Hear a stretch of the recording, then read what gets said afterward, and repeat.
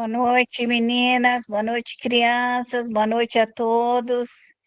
Que a paz nos envolva, que nós sejamos fortes e corajosos. Qual é a pergunta que nós temos hoje para o quarto ciclo? Pergunta, Fabiana. Araci, pode uma pessoa passar a maior parte da vida sem lembrar do que aconteceu? De alguns momentos familiares, assim, vários momentos. Mas de outras partes lembra perfeitamente? Olha, não sei se essa minha resposta vai estar bem de acordo com aquilo que você está pensando. Por exemplo, quando nós médios estamos incorporados, semi-incorporados, após passarmos por essa incorporação, nós esquecemos. Daí 2 minutos, 3 minutos, não lembra mais. Tudo aquilo que é uma incorporação, nós não lembramos mais. Então, se um médium ele tem uma sensibilidade bastante aguçada, uma percepção, uma mediunidade, então ele pode, tanto para o bem, tanto para o mal.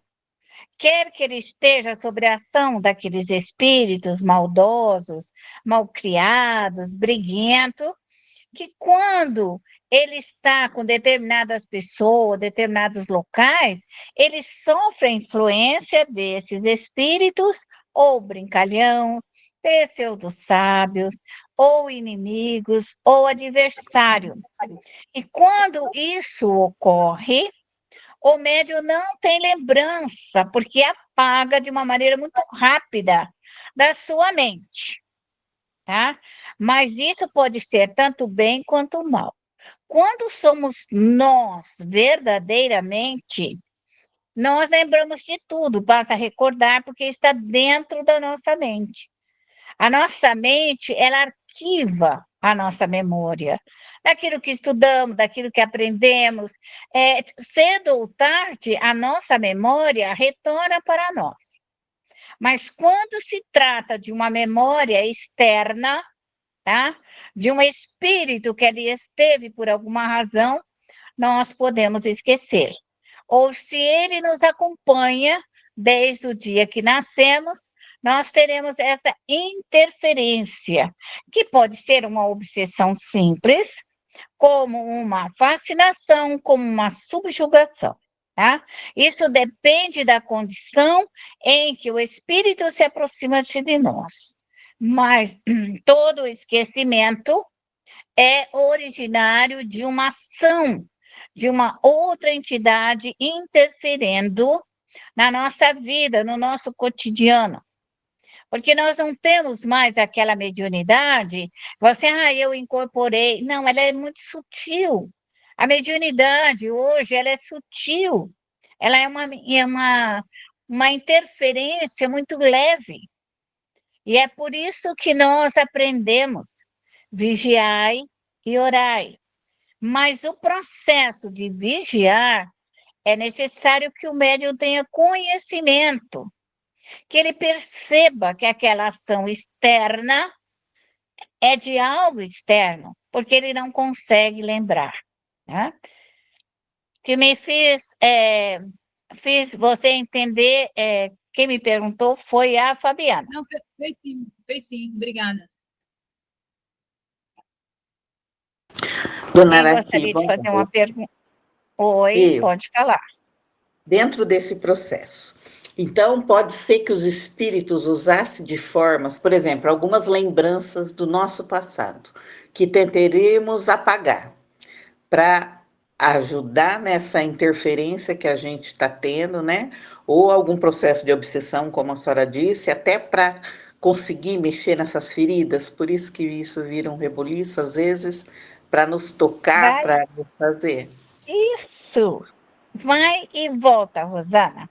Quando existe um espírito que ele queira se aparecer, vamos supor, de um conflito na escola, de um conflito com o pai, com a mãe, até mesmo de um pequeno roubo, que roubou a borracha, que roubou o lápis, né? coisa insignificante. Então, aquela lembrança pode voltar a você.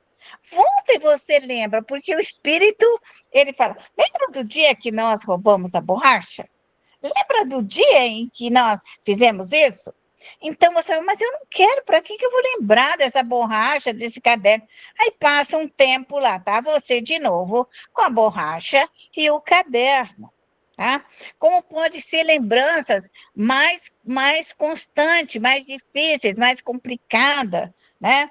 Por exemplo, do Espírito falava, você lembrar, né? A mãe fala, ai, você é preguiçosa, tá? Uma palavra. E isso, o médium não esquece, você é preguiçosa. Ai, minha mãe falou para mim, eu não esqueço, já vou morrer, já vou desencarnar.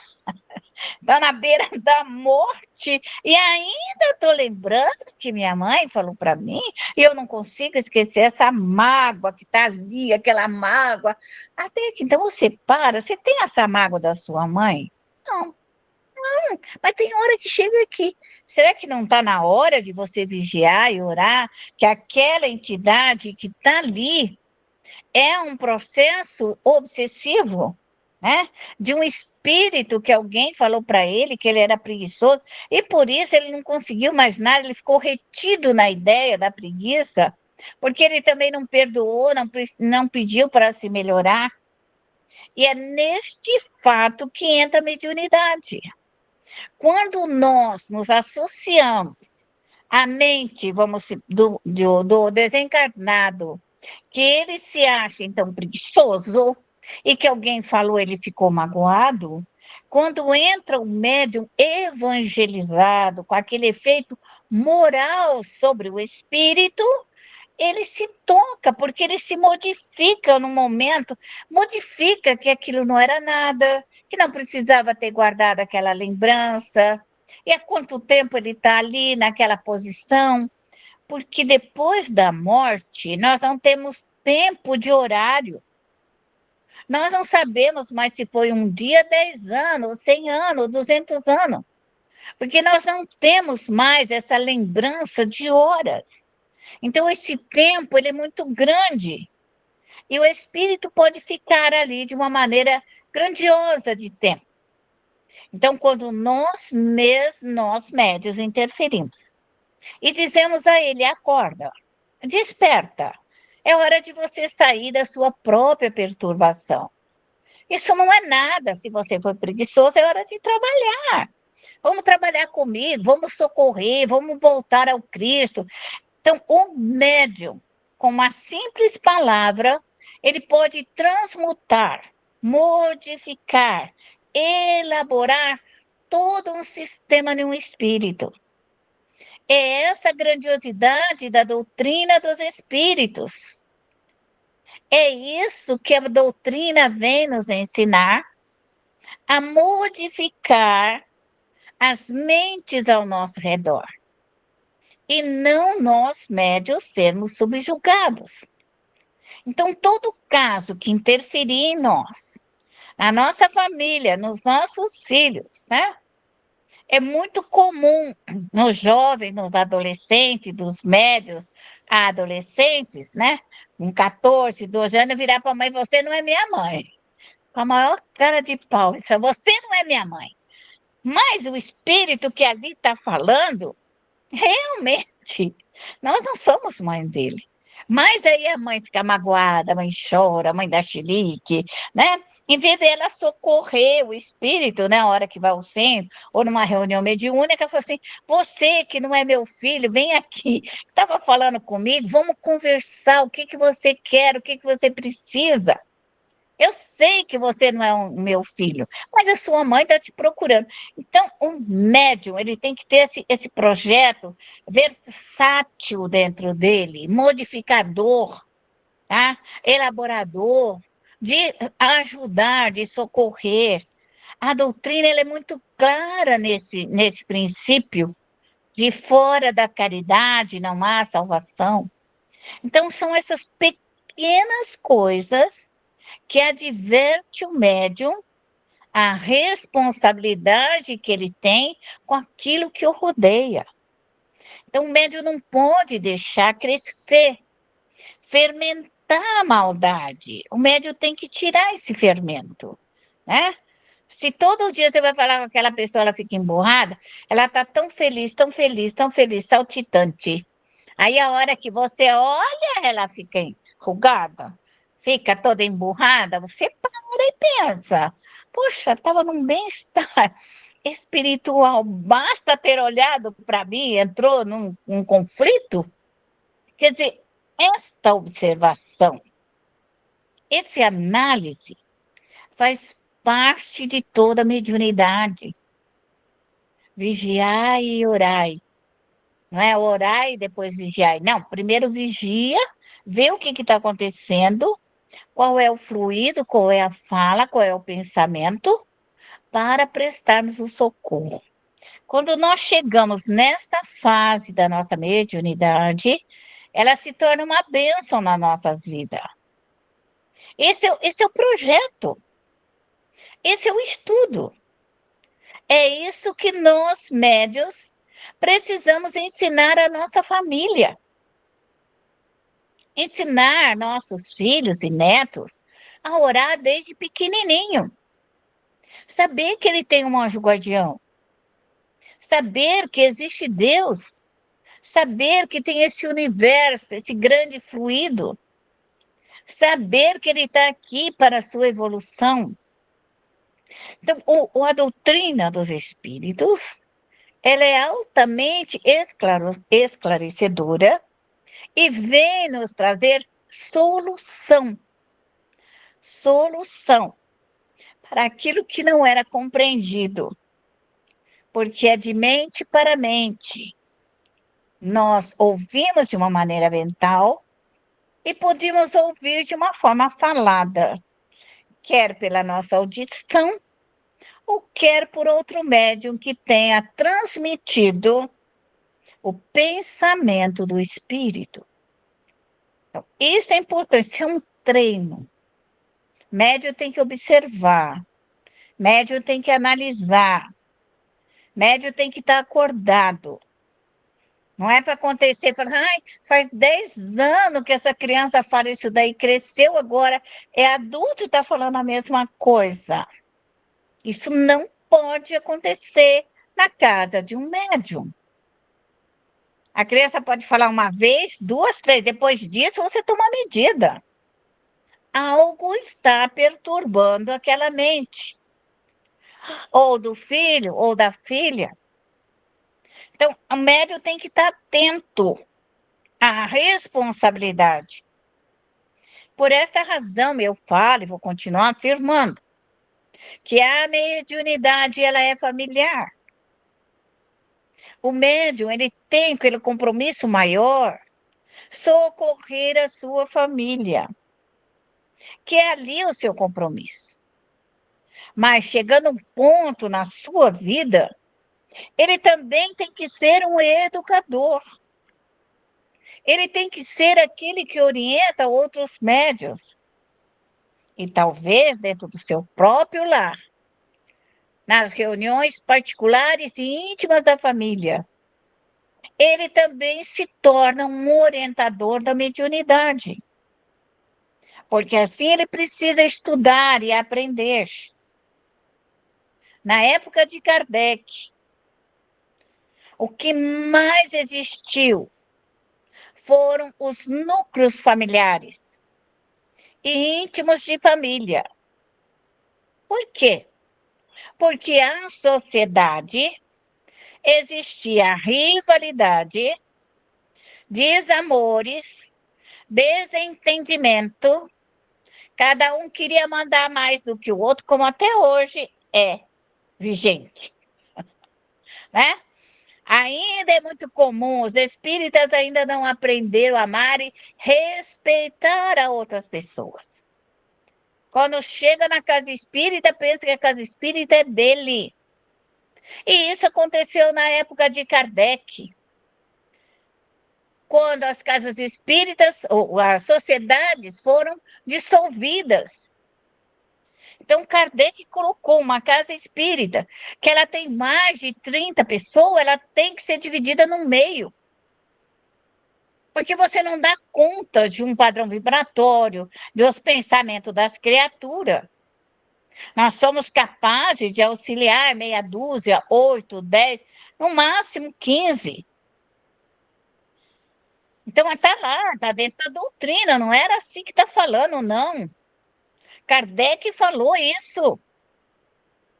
Se um grupo espírita tiver mais de 30 e muito cacique lá dentro, manda os caciques, cada um deles, cuidar da sua taba, cuidar da sua casa, cuidar da sua família, cuidar dos seus filhos.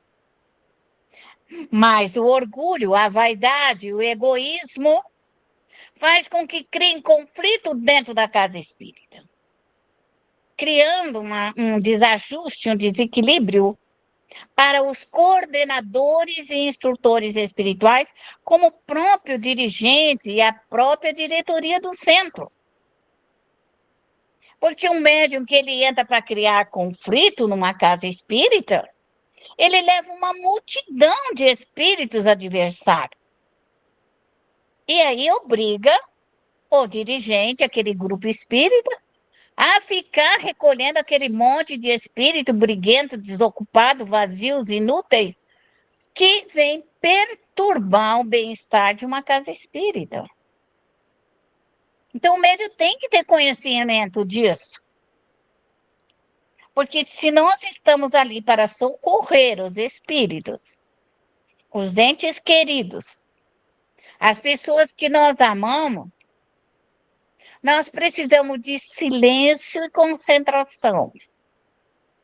Então, o médium perturbador, vou chamar ele de médium perturbador, tá? Ele tem que tomar consciência que ele tem que criar para dentro dele, de boca fechada, e socorrer os espíritos perturbadores. Os espíritos que não gostam do dirigente. Os espíritos que não querem ouvir a palestra, que dá alergia, que arrepia. Espírita que não quer ouvir a prece do outro, porque não gosta. Então, tem que parar, tem que começar a meditar onde que eu estou, quem eu sou, por que eu estou aqui. Então, o médium tem que socorrer ele. É ele que não quer ouvir o evangelho. É ele que não gosta do dirigente. É ele que perturba a casa espírita. E toda vez que entra conflitos internos dentro de uma casa espírita, nós vemos divisões e discórdia. Agora, o respeito é tudo. E vou dizer sempre, o fundador de uma casa espírita, ele fundou para ele trabalhar. Para ele trabalhar. E o que nós vemos hoje é uma invasão à propriedade do pensamento dos outros. Agora, se o médium é convidado a dirigir aquela casa, a participar, a crescer, a construir um mundo melhor ali. Mas, às vezes, nós não vimos isso. Porque o perturbador, ele chega e acha que ele vai trazer algo de novo, que Kardec não é assim, porque não é assim, Kardec é isso, Kardec está ultrapassado, porque tem que implantar isso, plantar isso. Ele vai trazer a perturbação no meio do grupo espírita.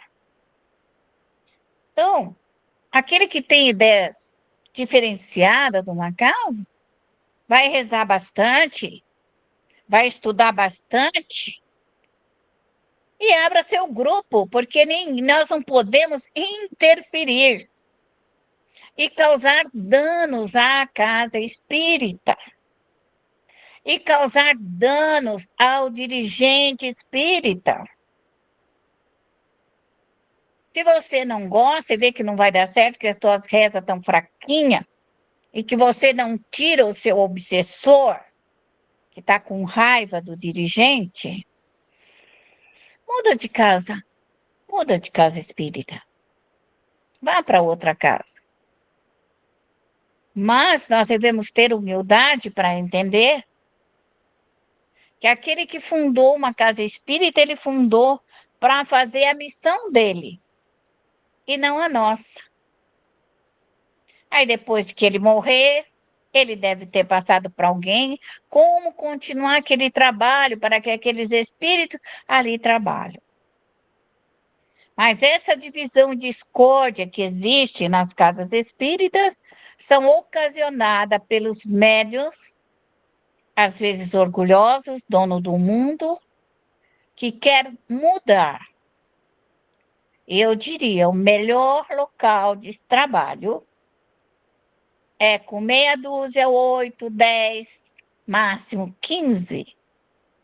Então, o centro espírita não é para 300 pessoas, isso não existe na doutrina. Isso é igreja, isso não é doutrina. Então, pare de sonhar. Fala assim, ai, aquele centro espírita tem 300 pessoas. Coitado daquele dirigente, coitado. Coitado daquela diretoria. Coitado dos dirigentes de trabalho, vão rezar igual uns condenados para poder manter a paz, o equilíbrio, o bem-estar físico e espiritual daquele local. Vão rezar no sábado e no domingo para deixar aquela casa espírita arrumadinha, bonitinha para segunda-feira, os outros vêm tudo bagunçar. Estou falando a verdade, eu não tenho medo de falar isso que eu estou falando. Porque eu vivenciei isso. Aí a gente se prepara para ir num trabalho de desobsessão, aí as pessoas vão lá, e porque eu isso, porque aqui pede 1000 coisas. Aí o dirigente sempre bonzinho, amoroso, benfeitor, atende Deus e o mundo. Aí aqueles médios saem dali, sabe o que eles vão fazer? Tomar cerveja. Eu conheci isso de pertinho na minha vida.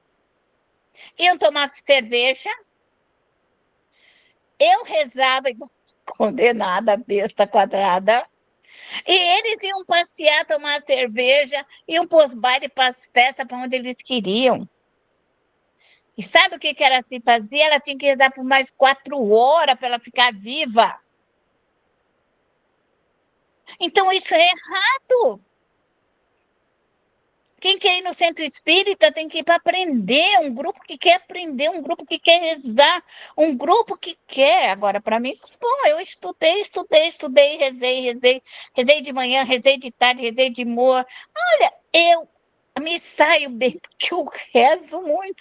Eu rezo 24 horas, se for necessário, para mim sair da minha obsessão, para mim me libertar daquilo que está em volta de mim. Mas hoje eu digo, respeito, pelo amor de Deus, um dirigente. Eu peço que tenham piedade deles. Piedade dos velhos, antigos dirigentes. Então, não é para levar para eles a dor e o sofrimento. Você acha que eu não rezo pelo Divaldo quando vejo ele na cadeira de rodas? Meu Deus do céu! Aquele monte de gente em volta dele. E eu lembro do Chico, da minha ignorância, quando eu ia ver o Chico. Eu também ficava esperando cair do céu uma estrela na minha cabeça. Devia ter caído um pote na minha cabeça, falaram assim, acorda, vai estudar, mas caiu, né? Eu virei gente. Mas a gente ficava esperando do Chico para cair em cima da gente alguma coisa. A gente queria algo diferenciado. Gente, a ignorância, a nossa burrice, ela é demais. Ela é demais. Então, respeite a casa espírita. Respeite o dirigente. Porque vocês serão um dia dirigentes. Eu tenho certeza disso. Um dia vocês serão dirigentes. Nem se for dirigente de um grupo familiar, de um grupo da família, mas vocês serão dirigentes. Aí você prepara o seu local, o seu lar, para fazer o evangelho ou para vibrar por alguém da família. Aí chega a nossa família igual boiada, quando sai do brete. Vai levando tudo a cerca e vai entrando, vão empurrando, vão tirando do lugar. Gente, a casa espírita é o melhor lugar do mundo. É o lugar de aprendizado, é o lugar de silêncio, é o lugar de prece, é o lugar de orientação do anjo guardião. Porque às vezes a nossa casa é um tanto perturbada. E aquele pequenino espaço, que é uma casa espírita, eu não estou falando de casa grande, eu não estou falando e não vou falar nunca. Porque uma casa grande com muita gente é igrejeira, é igrejeira. E isso não existe na doutrina dos espíritos. A doutrina dos espíritos é meia dúzia de médios de boa vontade, estudiosos, para socorrer os seus espíritos. Então, cada pessoa, cada médio estudioso, um dia ele vai poder socorrer a sua família dentro da sua própria casa. A minha casa é um centro espírita. 24 horas. Problema daquele que adentrar o meu centro, o meu núcleo de trabalho. Porque aqui ele vai ter que orar e orar muito. Esse é o nosso trabalho. Então, nós vamos ao centro. Por que nós precisamos de um centro? Porque é o local eu posso dar aula. Aulas online, eu faço isso, é ótimo, delicioso. Mas se eu tiver que desenvolver a mediunidade, em 3, 4 pessoas, eu preciso do núcleo do centro. Porque se as pessoas forem estranhas à minha família, eu não posso colocá-las dentro da minha casa. Então, o melhor lugar do mundo é no centro. Porque lá é um local em que cada um vai fazer a sua parte. Mas eu posso, no meu núcleo particular, desenvolver a mediunidade na minha família, nos meus filhos, nos meus netos, sobrinhas, irmãos, tios, amigos íntimos. Posso, porque eu tenho um conhecimento adequado. Tanto faz eu estar na casa espírita como dentro da minha casa. Meu sistema de trabalho é uno. Aonde eu estiver, em qualquer lugar do mundo, no Brasil, na Europa, na Arábia Saudita, a minha equipe de trabalho é conjunta comigo. Eu sou um centro espírita. Aonde eu estiver. E assim serão todos os médiuns.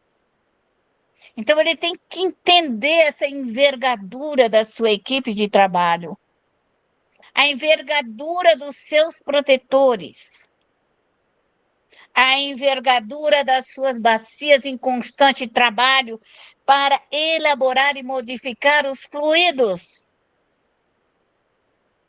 É o médium que prepara esse local. É o médium que levanta as barreiras fluídicas na sua casa. É o médium que tem a equipe de ataque e de defesa para não rachar suas paredes espirituais. É o médium que tem todas as suas falanges em posição de trabalho. E isso é mérito. É mérito de quem trabalha. Só que os espíritos só virão se forem convidados. E o médium tem que pedir autorização para que ele possa fazer. Então, quando eu quero fazer algum trabalho que ele está fora do meu cotidiano, eu rogo a minha equipe de trabalho para que eles estejam comigo para a realização aquela atividade. Se é 1 dia, 2 dias, 3 dias, 4 dias, uma semana, o meu tempo extra, eu digo onde eu estou, que eu vou fazer, o que será realizado. E que eles ali estejam comigo. Proteção máxima de defesa. Médium não sai à reveria da casa. E nem entra à reveria também. Médium tem que estar atento 24 horas, organizado, disciplinado e tudo em ordem na sua vida. Caso contrário, nós ficaremos obsedados, fascinados, subjugados. Então vamos nós. Vamos buscar Deus, essa inteligência suprema, causa primária de todas as coisas. Ele que nos criou, que criou este universo, que nos deu essa infinidade de fluidos que nos envolve, que nos fortalece, e que possamos nós, através dessa energia, trabalhar. Vamos buscar nesse universo. Vamos absorver essas energias para cada um de nós. Vamos até o sol. Vamos buscar dos espíritos superiores, dos espíritos sábios, iluminados que ali estão. Fazer com que os raios solares possam penetrar por todos os nossos corpos. Nos envolver, nos fortalecer. Vamos buscar essas energias do nosso grande satélite, a Lua. Essa energia que regenera, que fortalece, que nos ilumina. Senhor, dai-nos, Senhor, o entendimento de tudo isso, Senhor, de todo esse seu amor. Nos dê, Senhor, a luz para que possamos aprender. Nos dê sabedoria. Rogo-te, ó Pai misericordioso, rogo neste momento ao grande Mestre Jesus, que venha derramar sobre nós todo o fluido curador, todo o fluido de luz, todo o fluido de paz, e que possamos absorver essas energias salutares. Senhor, permita que os espíritos crísticos, que o espírito de verdade, que os espíritos consoladores possam se fazer presente junto a cada um de nós, nos trazendo o conhecimento, para que possamos nos libertarmos, Senhor, nos libertarmos das nossas próprias amarguras, das nossas amarrações, dos nossos pensamentos maléficos, das nossas encarnações passadas, Senhor, que foram tristes, que nós machucamos, ferimos. Rogamos nesse momento, ó Pai misericordioso, que sejamos amparados pelos anjos, pelos arcanjos, por toda a nossa equipe espiritual que venha em nosso auxílio, que venham toda a nossa equipe africana, que venham os índios, os caboclos, que venham os hindus, os samurais, os baianos, boiadeiros, ciganos, que venha a força dos guardiões, que venha toda a nossa equipe de guarda e retaguarda neste momento. E pedimos, ó Pai misericordioso, que essa equipe possa nos auxiliar, a nos libertar, a nos encontrar, Senhor, a estabelecer a harmonia, o equilíbrio, Senhor, material, espiritual, que a nossa alma, Senhor, possa se restabelecer, se transformar, se modificar, Senhor.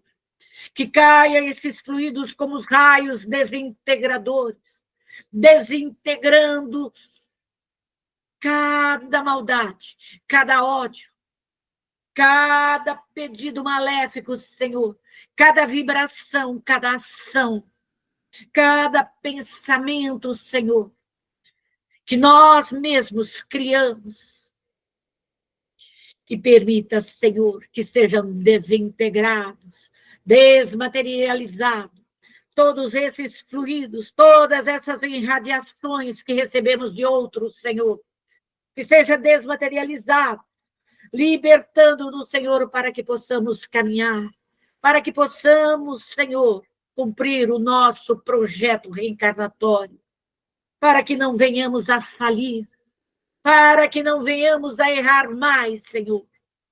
Dai-nos o entendimento, Senhor. Dai-nos o esclarecimento. Permita, Pai misericordioso, permita que sejamos levados no momento do nosso repouso físico, que sejamos, Senhor, orientados, instruídos, que possamos estudar para que quando retornarmos ao corpo físico, não venhamos a errar, Senhor, não venhamos a nos envolver pelo nosso orgulho, pela nossa vaidade, pelo nosso egoísmo, pelos males, Senhor, que envolve, que vibram, Senhor, à nossa volta. Dá-nos, Senhor, o entendimento, dai-nos a razão, dai-nos a luz. Permita que esses espíritos que ficam, Senhor, à nossa volta, sejam, neste momento, reconduzidos às bacias da consolação, da regeneração, da redenção, da lama astral. Que possam, nesse momento, Senhor, sejam trazidos, sejam, neste momento, Senhor, colocados para se transformarem, Senhor, para se modificarem, que as energias da terra, que as energias do ar, que as energias, Senhor, da água, do fogo, possam girar, Senhor, na necessidade de cada espírito, para a sua transformação, para a sua liberação, Senhor, para a sua modificação. Pai, caia sobre todas as bacias raios desintegradores, desmagnetizando, desmanchando, dissolvendo, Senhor, exterminando toda maldade, todo erro, toda impostura, toda calúnia, toda difamação, todo orgulho, toda corrupção, Senhor, todos os nossos erros e erros de outros. Que permita passar esse fogo etéreo por cada um de nós, Senhor, pelo nosso lar, e desintegrando todas as formas, pensamentos, todos os miasmas, todas as formas deletéricas, todas as criações mentais, liberando, Senhor, a todos nós, humanos, todos nós, Senhor, todos os espíritos que ali estão, que sejam reconduzidos às bacias, que sejam auxiliados, amparados e socorridos. Passe por todo o nosso lar, Senhor, por todo o reino mineral, vegetal, animal, por todo o reino humano, limpando, higienizando, que venha o fogo etéreo, Senhor, que venha essa água também lavando, limpando, higienizando, trazendo o amor, a partícula de amor de Deus, trazendo a paz, a felicidade, a prosperidade, a fartura.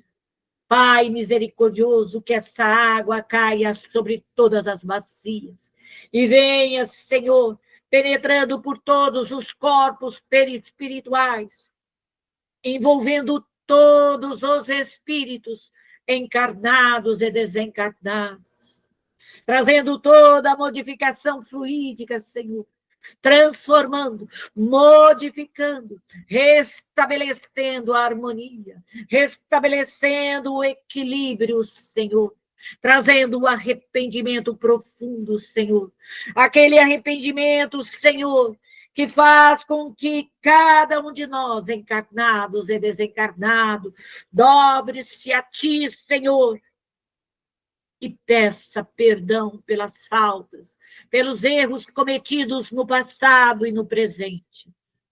Permita, ó Senhor, que essas águas vão trazendo toda a doçura, toda meiguice, toda afabilidade, todo o amor, Senhor. Cubra todos nós, encarnados e desencarnados, com o seu amor. E permita que sejamos, neste momento, auxiliados pelos benfeitores espirituais, recolhendo todos os nossos irmãos, todos os espíritos, levando as colônias aos parques de evangelizações, educandários, reformatórios, presídios educativos, hospitais, clínicas de recuperação, de tratamento, restabelecendo a harmonia, o equilíbrio perispiritual. Que a luz do seu amor caia sobre todas as colônias, Senhor, retirando todos os espíritos, Senhor, que se encontram nas bacias, nesse grande laboratório, e que levem a paz, e que transforme essa paz na harmonia e no equilíbrio, Senhor, para os seus espíritos. E permita, Pai, fecharmos a nossa bacia, as nossas bacias, os nossos laboratórios. E permita, neste momento, que a nossa equipe espiritual, toda a nossa equipe adentre ao nosso lar, e que traga paz, e que traga harmonia, e que caia sobre todos nós e os nossos entes queridos, aos nossos animais, ao reino mineral e vegetal, toda a harmonia, todo o equilíbrio, toda a luz, toda a bênção.